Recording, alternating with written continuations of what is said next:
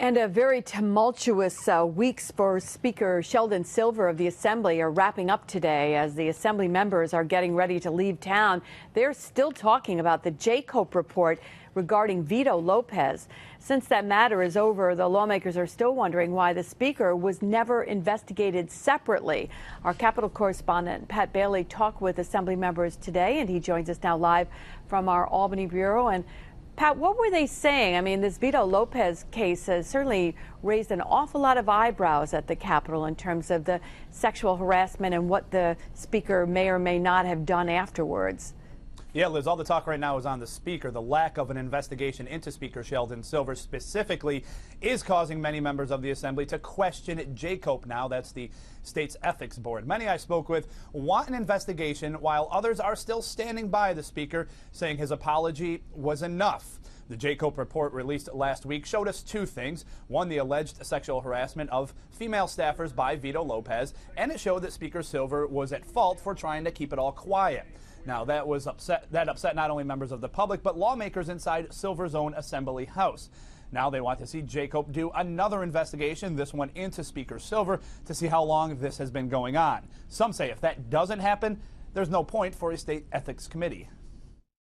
Well, there's a reason that they call it JCOPE. I mean, they've shown toothless and really unworthy. Why are they there? If anybody on each side of the aisle, and really it's not just the Speaker's appointees, you could have that on the Senate side of the appointees or on the governor's side of the appointees, if they have veto power to stop an investigation from continuing, what good are they? I mean, it's like putting the fox in charge of the hen house.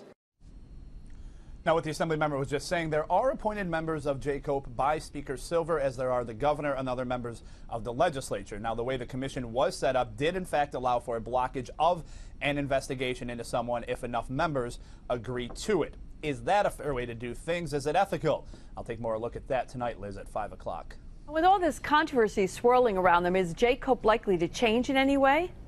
Governor Cuomo was asked that question specifically earlier in the week, and he said he has no plans to try to change the way things are done, and he says nobody else inside the legislature, at least has the power to try to get things changed, has made any recommendations as of yet. All right, we'll look forward to more later on. Thanks, Pat. And speaking of the governor, he was pushing his no tax plan for new businesses today on the Capitol Press Room radio show.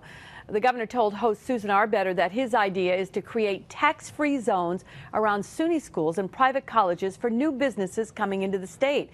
But he was asked just how fair that is to a business that's already in the state who would be at a competitive disadvantage because it would continue to pay taxes. We already have a tax code that is riddled with incentives for some industries and some businesses and not others, right? Because our basic point is a strong economy helps all.